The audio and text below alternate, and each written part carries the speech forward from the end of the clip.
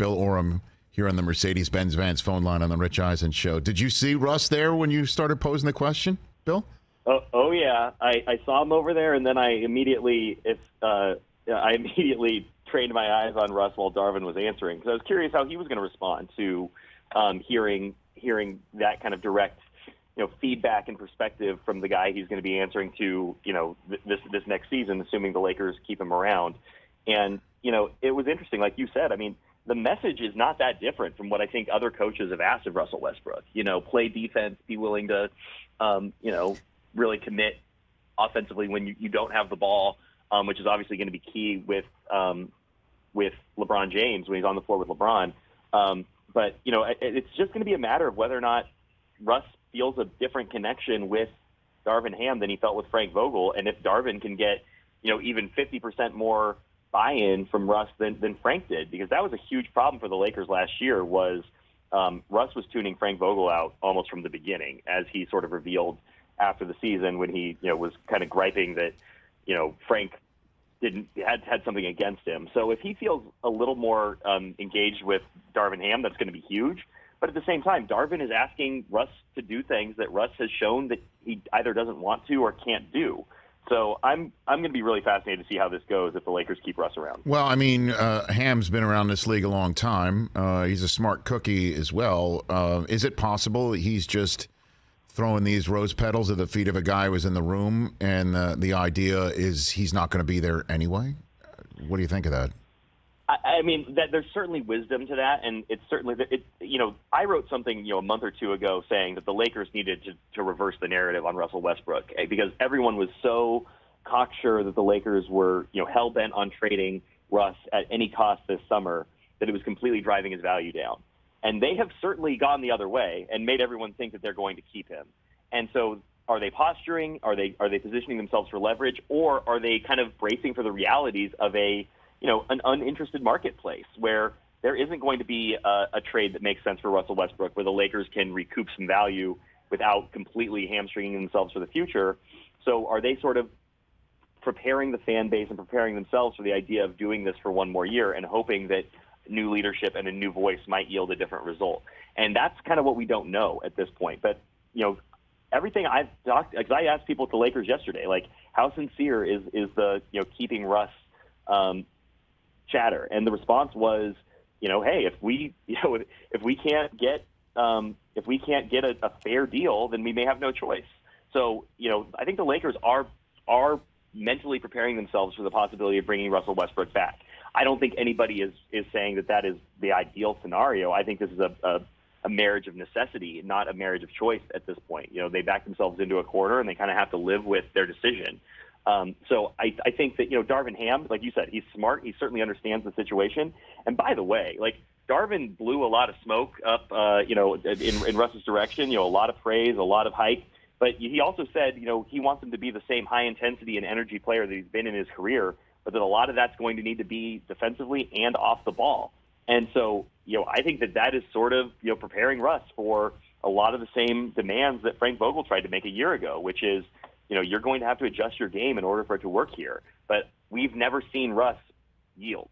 He's not a player who yields or adjusts. And that means we could be in store for another awkward season if he stays. Well, I mean, your answer you just gave there, Bill Oram of The Athletic here on the Rich Eisen Show, when you said you asked Lakers folks yesterday about Westbrook's future there, the answer wasn't absolutely like what Ham said. It sounds like their plan is to absolutely see what they can get for him first and then resignedly hold on to him and make chicken salad if that's necessary. Is that the plan, basically, for him right now, you think? I mean, that's 100% my read of the situation, where, they still, we aren't to the draft yet. We aren't to free agency. The Lakers obviously pulled off the deal for Russell Westbrook on draft day last year. That's when a lot of this stuff comes together. So I think there is a real curiosity on the part of the Lakers to see how the marketplace sort of shakes out and what could be available.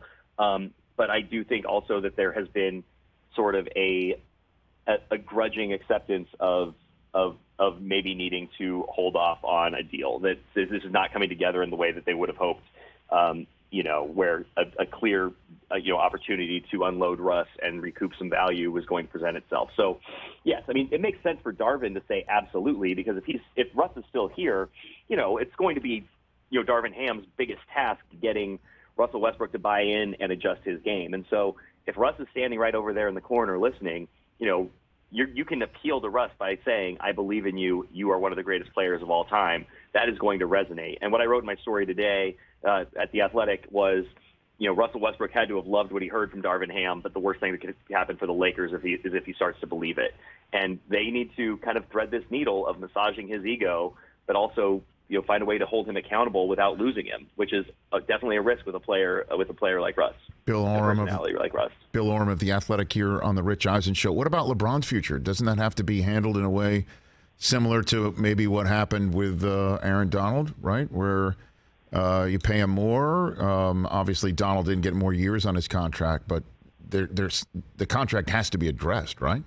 For LeBron? It does. Obviously, he's a free agent in 2023 if they don't get an extension done this summer. The thing that the Lakers have sort of, back-channeled is they're very comfortable with the LeBron situation. They feel that, they have, LeBron on board. They believe that he is committed. He obviously loves being in L.A. He has shown a commitment in those private conversations. The Lakers have sort of indicated, and my colleague Sam Amick has reported that they would be comfortable with him going year to year if that was what he wanted to do. To sort of maintain his flexibility at this stage in his career. So I don't think they are necessarily panicking if he doesn't sign an extension this summer, but I think that would obviously be their preference to ensure that they are the ones who benefit from his talents. But at the same time, you're talking about a player who's going to be 38 years old by the end of the year, and who knows what LeBron looks like at the end of a 2-year extension if he ends up signing that. So it's a delicate situation, but obviously the Lakers know that if they don't have LeBron James, they don't have much going for them, especially with the way the rest of the roster's been built and assets have been expended. So that extension can't be dealt with until August. So there's a lot of pieces that are going to have to fall into place first. And I guarantee you, I mean, LeBron James is going to be basing his decision in some part on what the Lakers do and what the Lakers put together and how he views, the next 3 years of, Lakerdom. And I do think hiring Darvin Ham was a good first step. LeBron's tweet in support of LeBron, I thought was very encouraging. Showed obviously a real level of buy-in from LeBron, and excitement from LeBron with the coaching decision. And so that's kind of the first piece of the puzzle. What do they do, around the draft and then in free agency? And does LeBron then think that that's something worth signing up for 3 more years of, or does he want to maintain his flexibility? And that's a decision I guess the Lakers are comfortable leaving up to him. Well, obviously the Lakers want him in a Laker uniform when he breaks Kareem's record. That's for sure. And but there's more than just a ceremony here. The ceremony they want is a parade. That's what they want to get. And I'm wondering if you got the Laker front office, if not Jeannie Buss, in a room and asked them, is this what they envisioned when they first signed LeBron towards the end of his contract, to have a roster that does have a young stud star on it, but he not only can't stay healthy, you did have to trade away a ton of young talent to go get him, and you're watching them blossom elsewhere, especially Ingram in New Orleans. Do you think that this is what they were hoping for? Are they pleased with the result and the future of it, Bill Oram, do you think? Boy, that's a good question, Rich, because I think the Lakers were prepared to trade all those young guys when they got LeBron. I think they understood that the rules of the game had changed when they got LeBron James in the summer of 2018.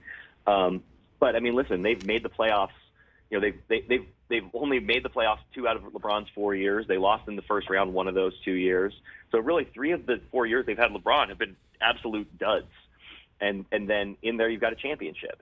So it's a really hard situation to evaluate. But I think, give the Lakers truth serum. They believe that they can be contenders next year with the state of the roster as it is. And, that is going to require luck. It's going to require certain things breaking their way in roster construction. It's going to require, some players, continuing to grow and evolve. I mean, maybe you need Austin Reeves to become a even higher level impact player, but the Lakers believe that they still have more championships in this LeBron James construction. And so in that sense, I think that, they do feel like it's a success. But I also think they understand that mistakes have been made along the way, and that they've made this a lot harder on themselves than they certainly would have hoped. Bill Oram, a couple more minutes left with the Athletics. Bill Oram covering the Lakers here on the Rich Eisen Show. Our colleague Mark Stein reported on his Substack last week that Darvin Ham extracted some concessions about his staff makeup, as well as keeping one of the Rambi out of his coaches' meetings in a way that Frank Vogel was not afforded. Is that true, Bill? That's what I was told. I was told the day that Darvin agreed to the contract that he was going to have the full latitude to hire his own staff, which, is something that, Frank Vogel was very open about. And, he acknowledged that the Lakers brought Jason Kidd to him, and he, interviewed him, and he, made the decision. But it was the organization's wish to have Jason Kidd on his staff, and of course he was on his staff. And I think there were elements of that elsewhere, because it wasn't like Frank Vogel had a history with David Fizdale. So I think that the question really for the Lakers is how much have they learned from their past mistakes with their coaches, because they've been so heavy-handed with Luke Walton, with Magic Johnson basically threatening Luke's job 2 weeks into the season in 2018, setting the kind of the course toward his eventual firing. Same with Frank Vogel last year, the 1-year extension, micromanaging his staff, being in the coaches' meetings, Kurt Rambis blowing up on the coaching staff really early in the season and threatening their jobs. Can the Lakers get out of their own way? And more importantly, can they get out of Darvin Ham's way and let him do the job they've hired him to do? If they can, if they've realized that the way they've handled coaches reflects poorly on the organization, causes bad blood between the coaching staff and the front office, if they've learned that, then there's a chance that this could work. I just don't know. We just haven't seen that from this Lakers front office, really an ability to sort of learn from their mistakes. But it's a good coaching hire. It seems like they've done the right things so far. I'm going to be very curious to see what Darvin's staff looks like, because you've got a lot of cooks in the kitchen with the Lakers, right? And Frank Vogel's staff had, Phil Handy, who obviously has a history with LeBron, Mike Penberthy, who is the preferred, assistant coach of Anthony Davis and was with him in New Orleans. So, are those figures who obviously are very important to the stars and the stakeholders with the Lakers, are they going to remain with the organization? I mean, how about some of the other pieces? And so at that point, it's like, okay, Darvin has the autonomy to hire his own staff, but also if he looks around, he probably also knows who he needs to keep happy. So I'm going to be really curious to see what this staff, yes, he gets to assemble it himself, but at the end of the day, what's it going to look like is going to be a very interesting question. Yeah, I mean, you just take a look at the two teams that are in the finals right now, the ones that were in the finals last year, right? It just doesn't it doesn't compute. I mean, I guess Chris Paul being in the finals last year could be, for the lack of a better analogy here, Bill, I understand, like a LeBron-type figure where the guy is towards the end, much closer to the end of his career or his basketball mortality than everyone else, but surrounded by winners and a coach of the year, right? Or you take a look at the Celtics, Jaylen Brown and Tatum and the young kids with just Al Horford in a certain role. You've got the Warriors with Kerr. I mean, who has assistants on the staff that are handpicked by the stars, right? That are put together. It just seems to me like a threading of the needle to just run it back right now with a window to close. I'm not saying it's never going to happen, but odds are, which is a phrase that I've been using a lot around here lately. It just seems bleak, Bill. I'm not going to lie. I completely agree with you, and I think the Lakers are in kind of a constant state of evaluation of what's their best path forward. And I think for now they still feel like it's running it back feels a little defeatist, but it does it's that or what? I mean, you're trading Anthony Davis, trading LeBron James, completely tearing it down, trying to recoup assets and then give yourself a 5-year timeline. I think the Lakers feel like it's too soon for that. I think that sort of doesn't follow through on sort of the pact that they made with LeBron when they signed him in 2018. So even though there's a very logical argument to be made for that, right? That it's time to find a new path. But I don't think they're there yet. But but you're right. As you look at the rest of the league, it's hard to see how the Lakers get back to the top with this current assemblage. Bill, appreciate the time. Greatly appreciate it. Thanks for the time. The day after that big press conference. Always a pleasure, Rich. Thank you. Right back at you. At Bill Oram on Twitter. I follow him. You should as well, from The Athletic. Hey, you watched all the way to the end. Thanks for that. Watch more right here.